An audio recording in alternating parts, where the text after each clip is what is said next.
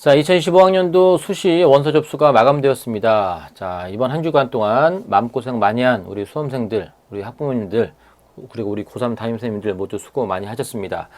자, 이제 서울 수도권 주요 대학 중심으로 수시 경쟁률 한번 살펴볼 텐데, 하나하나의 대학들을 면밀히 살펴볼 기회는 추후에 갖도록 하고, 전반적인 흐름, 분위기를 한번 알아보도록 하겠습니다. 교과 전형이 전반적으로 상승을 했고요. 그다음에 종합 전형은 전년도에도 많이 올랐는데 올해는 그 정도까지는 아니었지만 전반적으로 보합이었던 것 같고, 그다음에 수능 접수 통계를 통해서 앞으로 우리가 어떻게 대처해야 되는지, 그리고 실제로 통계 자료를 보니 사탐의 응시가 아니라 접수 인원이 증가했다는 걸 볼 수 있습니다. 이른바 사탐론은 실제였구나를 우리가 확인할 수 있는데, 이에 대해서 우리가 어떻게 대처해야 되는지 한번 알아보도록 하겠습니다.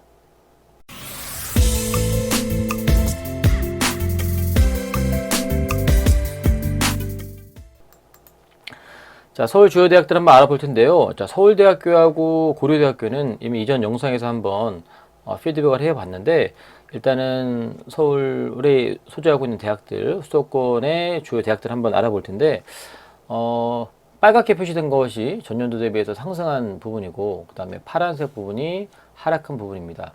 일단 교과 전형 중심으로 살펴보게 되면, 자, 연대, 한양대, 경희대, 올해 관심이 많았습니다. 연대는 재시험 면접이 없어지고, 그 다음에 수능 최저를 적용하는 그런 전형인데, 연대가 많이 늘었어요, 경쟁률이. 그리고 고대 인원이 좀 빠졌습니다. 전체적인 분위기는 다 상승한 분위기인데 고대가 빠진 이유는 굳이 말하자면 연대로 좀 분산이 되지 않았나 그런 생각이 좀 들고요. 서강대는 최저가 요 라인에 있는 대학들 중에서는 그래도 약한 편입니다. 세계 3등급인데 전년도에 이 서강대가 최저가 완화되면서 경쟁률이 상당히 높아지고, 그 다음에 입결이 상당히 높을 거라고 예상했는데 다들 겁을 많이 먹어서 그런지 몰라도 생각보다 경쟁률과 또 입결이 높지 않았습니다. 그래서 올해는 그 낮은 입결 보고 좀 쓰지 않았을까, 그런 마음을 가지고 지원할 수 있겠죠. 그러다 보니까 경쟁률이 거의 2배 가까이 올랐고요. 서강대 올해 입결 상당히 올라갈 가능성이 있어 보입니다. 성대, 그 다음에 중앙대, 그 다음에 시립대, 요 라인은 3합 7 라인인데, 특히 한양대 같은 경우는 수능 최저 적용하지 않은 걸 과감히 버리고 올해부터 이제 수능 최저를 도입을 했는데 경쟁률이 2배 이상 훨씬 뛰었고요. 그 다음에 입결이 어떻게 형성될지를 봐야겠지만, 일단 내신만 적용했던 그 모습보다는 떨어질 가능성이 있겠으나, 어쨌든 경쟁률이 상당히 높기 때문에 이것도 수능이 관건인 것 같습니다. 수능이 얼마큼 어렵게 나오느냐 쉽게 나오느냐에 따라서 수능 최저 충족의 여건들이 갖춰지느냐. 그러니까 이 라인에 쓰는 친구들은 뭐 예를 들면 서울대도 쓰고 연대도 쓰고 고대도 쓰고, 그다음에 서성한 뭐 중경까지 쓰는 경우가 많이 있기 때문에 한번 수능 최저가 안 되면 다 떨어지고요. 또 어떤 경우는 반대일 경우도 발생할 수 있죠. 다 맞춰놓고 그 다음에 이제 손체적으로 추합이 됐을 때 이제 어떤 결과까지 올지를 한번 알아봐야 되는데, 아무튼 한양대의 변화가 놀랍습니다. 중앙대 전년도에 영어 2등급을 1등급으로 반영하겠다. 그래서 다른 레벨보다는 중앙대에 입결이 올라갈 거라고 생각을 했기 때문에, 전년도에는 수험생이 그래도 이 전년도보다는 적었기 때문에 내신에 대한 불확실성, 자신감이 없는 모습이 많았기 때문에 중앙대 생각보다 경쟁이 높지 않았고, 그리고 생각보다 입결이 높게 나왔습니다. 어찌됐건 올해 중앙대 다시 경쟁률이 상승을 했고요. 경희대는 올해 탐구가 한 과목이 아니라 2과목을 반영하기 때문에 수능 체제가 좀 더 까다로워지긴 했음에도 불구하고 올랐고, 외도도 2합 4이기 때문에 3합은 3개 영역은 아니지만 2개 2등급도 2합 4이기 때문에 이것도 부담스러운데, 서울시립대도 마찬가지고. 자, 수능에 대한 부담, 최저에 대한 부담이 있다고 했는데 이렇게 수능 최저를 기반으로 하는 이 교과 전형의 경쟁률이 전반적으로 다 상승했습니다. 이게 바로 불확실성의 현상인 것 같고요.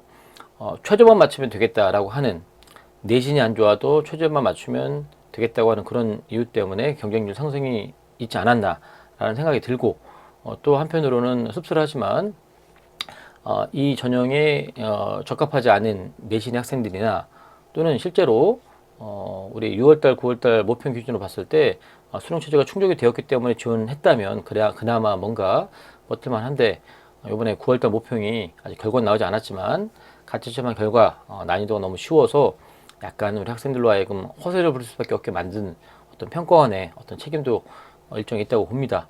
어찌됐건 수능이 그렇게 부담이 된다라고 얘기함에도 불구하고 수능 최저를 기반으로 하는 교과 전형의 경쟁률이 상승했다. 주목할 만한 모습이고요. 이렇기 때문에 일단은 내신 좋은 친구들 수능 최저 맞추는데 여러분들의 모든 에너지를 쏟을 수밖에 없습니다. 자, 종합전형은 서울대 직위를 포함해서 전체적으로 파란색이 더 많이 있죠. 고려대도 종합이지만 최저가 상당히 높은 종합인데 상승했고요. 여기 계열적 합평은 우리 고대 얘기할 때도 했지만 수능 최저는 없지만 어찌됐건 최상위권 학생들이 또 최저 보지 않고 또 서류 가지고 각축할 수 있는 그런 모습이 또 증가한 것 같고요.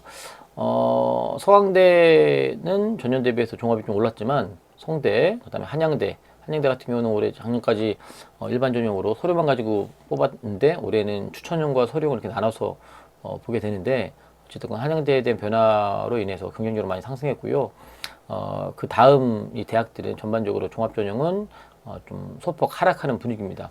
근데 작년에도 종합전형, 뭐 올해 졸업했던 친구들 중에서도 종합전형에 한 번 더 다시 지원해보겠다는 친구들이 많이 있어서 정말로 꼭 재수하는 입장이 아니더라도 한번 서류 한번 넣어보고자 하는 우리 재수생들도 있기 때문에 재수를 하지 않더라도 그냥 대학 다니면서 넣는 친구도 있기 때문에 일정한 허수도 분명히 있다고 보지만 어찌됐건 학생들 입장에서는 우리 그 의대 정원 이슈와 더불어서 많이 유입된 이 졸업생들에 대한 어떤 분위기 때문에 종합전형도 많이 상승했습니다. 이게 전년 대비해서는 좀 떨어지긴 했지만 그 2023년도하고 비교해 보면 그래도 어느 정도의 경쟁률은 갖추고 있기 때문에 절대 낮은 경쟁률은 아니다라고 좀 생각이 듭니다. 자, 그 다음에 이제 15개 대학 전후의 대학들 건대, 동대는 수능 최저를 적용하지 않지만 건대는 여실히 증명되지만 서로의 영향도 어느 일정 부분 있을 뿐만 아니라 또 그 다음에 1등급 때 후반 못해도 2등 초반 때에는 내신이 형성이 돼야 되기 때문에 아까 말씀드렸지만 수능 최저가 없는 거기 때문에 오히려 내신이 안 좋은 친구들은 뭔가 건대에 대한 지원이 꺼려질 수밖에 없는 것 같고요. 동국대는 반대로 교과 전형이라고 쓰고 우리가 농담삼아 말하지만 거의 종합 전형처럼 운영하고요. 그다음에 교과를 10과목을 반영하기 때문에 웬만한 친구들은 동국대 기준으로 내신이 상당히 높게 산출돼서 지원은 많이 합니다.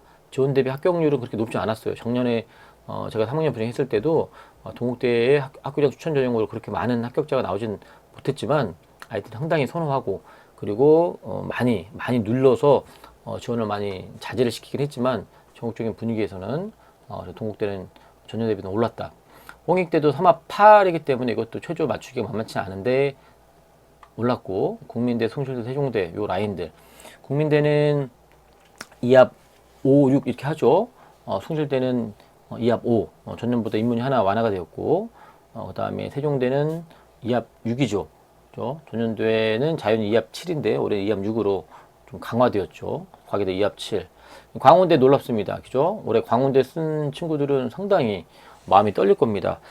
이제 요 라인에서 수능 최저를 적용하지 않는 대학이 이제 광운대이죠. 한양대, 연대대 사라졌기 때문에 광운대밖에 없는데 전년도에 눈이 강조하지만 아이들이 내신에 대한 부담이 많이 있는 상황이었기 때문에 최저 없는 이 전형을 용기 있게 썼어야 되는데 그렇지 못한 경우가 많이 있었어요. 생각보다 최저를 적용하지 않음에도 불구하고 입결이 이렇게 높지 않았고 경쟁률도 높지 않다 보니 우리는 몰렸습니다. 광운대 입결 상당히 올라갈 개연성이 있습니다. 이것도 수능 충격 여부에 따라서 다른 대학으로 얼만큼 빠져나가느냐에 이런 부분들이 이슈가 좀 있겠지만 어찌됐건 광운대를 보험으로 쓴 친구들 중에서는 그 보험이 아닐 수도 있다. 좀 불안한 모습이 좀 비칩니다. 2배 이상 올랐어요. 2배 이상 오르면 당연히 입결은 더 오를 개연성이 있습니다. 이화여대도 최저가 없는 대학이지만 그죠? 면접이라는 또 이런 모습이 있기 때문에 어찌됐건 올랐고요. 속대는 2합 5, 성신대 2합 8. 전반적으로 앞에 있는 대학들과 마찬가지로 교과 전형은 빨간색이 더 많죠. 올랐고요. 종합도 여기도 전반적으로. 그런데 이제 요 라인들의 종합은 대부분 면접들이 있는 전형이에요.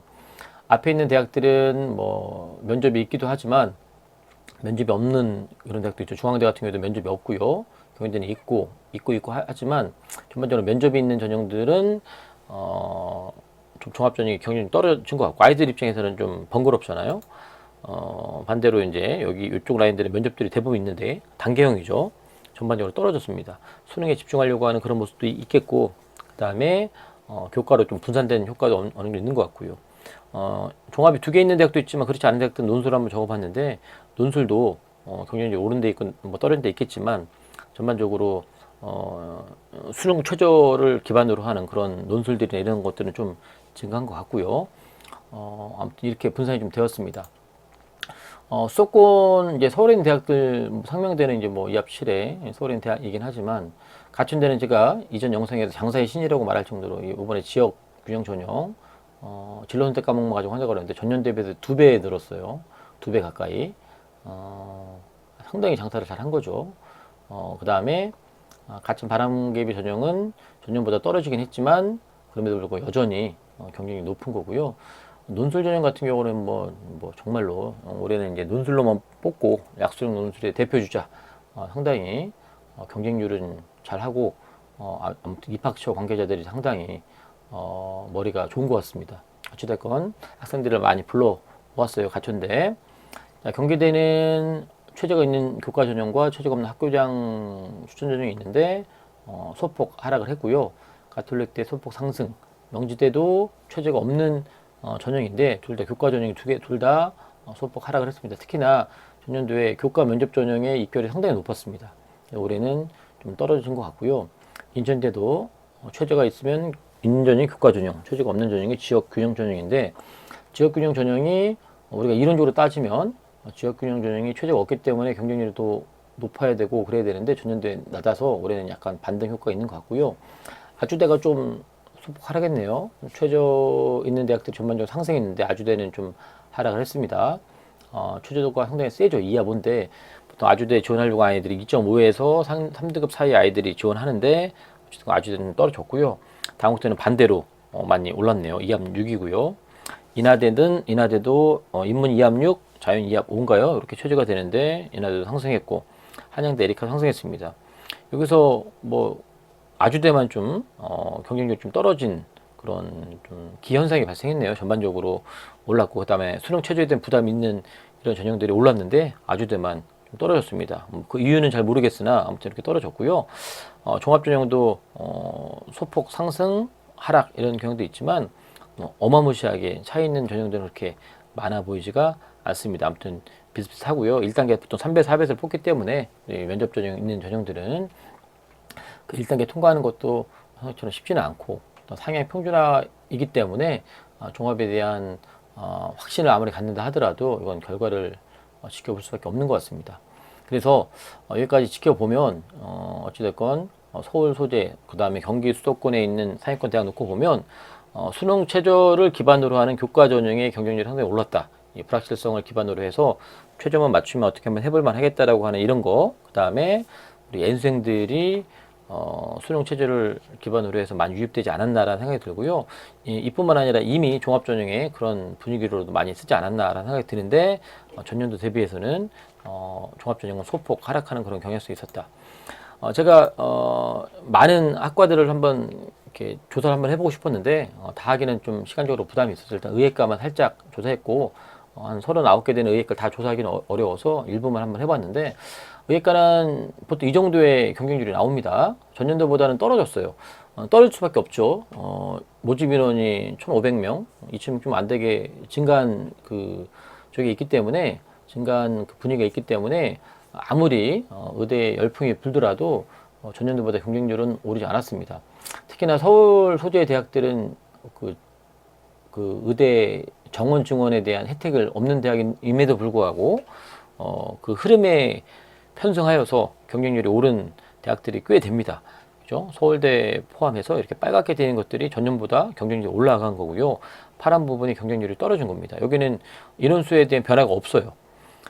이에 반해서 뭐 논술 전형 같은 경우도 많이 떨어졌고 많이 분산이 됐겠죠. 그죠? 많이 분산이 떨어진 대학들은 분산이 되었기 때문에 지역에 있던 아이들이 서울의 소재 대학을 써도 되는데 이 친구들이 이제 지역인재 전형에 인원이 많이 늘었기 때문에 그쪽으로 빠지다 보니까 경쟁률이 떨어졌다고 생각할 수 있고 또 한편으로는 우리 N생들이 서울 소재의 대학들에 대한 또 관심이 있어서 오른 대학들은 그런 식으로 오를 수 있다라고 또 판단할 수 있을 것 같습니다.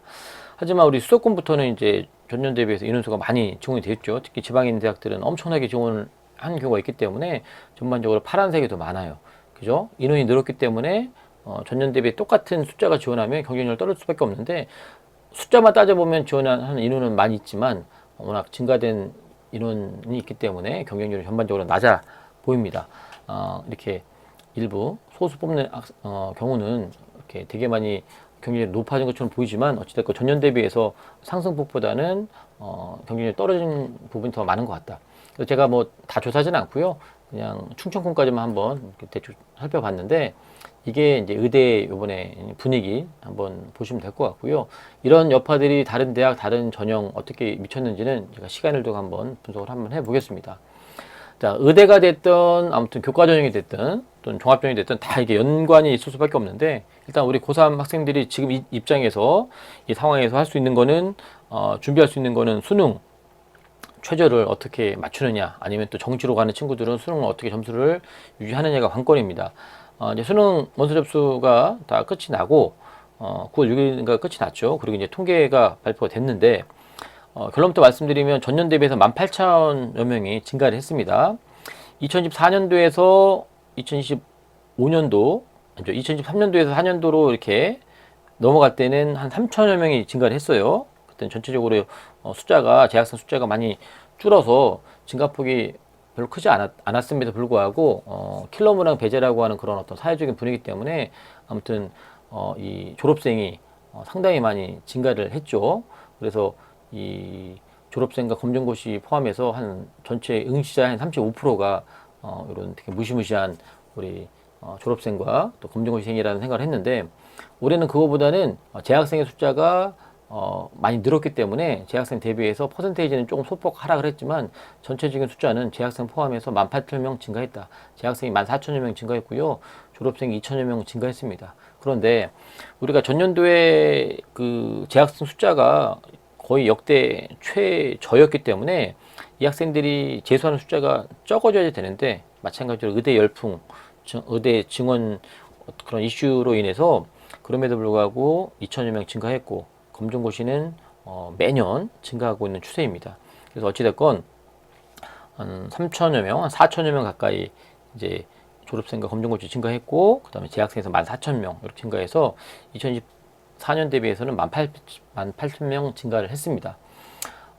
인원수가 늘어난다는 얘기는 등급 유지에는 유리한 측면이 있죠. 아무튼 모수가 크면 좋은 거죠. 하지만 거기에 어떤 졸업생들이 어떤 N수생들이 오느냐에 따라서 그건 달라질 수 있는 부분이에요. 그래서 1, 2등 맞기는 생각보다 쉽지 않다. 특히 그 중에서 탐구 영역에 대한 부담이 상당히 큰데 우리가 모의고사 보면서 사탐론의 이슈가 분명히 있었습니다. 그런데 전년하고 비교해 보니 전년도에 사탐 응시 퍼센테이지가 48.2%, 또 올해는 51.8%예요. 소폭 상승하는 것처럼 보이지만 실은 과탐 인원이 응시 숫자가 이렇게 많이 줄었습니다. 그죠? 그래서 사탐, 과탐 하나씩 보는 인원도 많이 늘었고요. 그러니까 과탐에 응시했던 친구들이 다 사탐으로 넘어가는 게 아니라 과탐 응시했던 학생들 중에 한 과목만 사탐을 보든 아니면 사탐을 넘어가든 어찌됐건 이제 사탐론의 현상이 많이 늘어서 이 51%라는 숫자보다는 이 37.9라는 숫자에 우리가 주목할 필요가 있어요. 우리 자연계열 학생들, 우리 흔히 말하는 이과 학생들이 과탐에서 잘못하면 등급 관리가 상당히 어려울 수 있겠다. 그래서 실제적으로 우리가 뭐 과탐에 1등급, 2등 맞는 친구들이 사탐론을 했을 것 같지는 않고요. 보통 3등급 넘어가는 친구들이 했을 가능성이 있겠죠. 그랬을 때 이 사탐에서 득을 보는 친구들은 사탐에 1등급을 유지했던 이 친구들은 별 변화가 없을 겁니다. 오히려 숫자가 늘었기 때문에 등급 관리는 유지할 수 있는 개연성이 있는데 이제 어설픈 그룹들이 있어요. 3, 4등급 대, 5등급 대 이 친구들이 한두 문제를 가지고 충분히 여러분들의 등급이 예년과는 다른 현상을 볼 수 있기 때문에 긴장하셔야 되고 요 과탐에서 2, 3등급 맞은 친구들이 잘못하면 이 숫자 때문에 등급이 밀릴 수 있습니다. 그래서 남은 기간 수능 최저를 기반으로 하는 이러한 교과 전형이나 또는 일부 종합 전형 또 생각하는 우리 친구들은 또 논술 전형 생각하는 친구들은 일단 수능 최저를 맞추기 위해서 부단히 노력하시라. 그게 이 경쟁률 분석의 마지막 결론입니다. 공부하셔야 됩니다. 어찌됐건 한 주간 고생 많이 하셨고요. 다가오는 추석 명절 부담 되겠지만 맛있는 거 많이 드시고 그다음에 마음을 잘 정돈하시고 그다음에 공부에 매진했으면 좋겠습니다.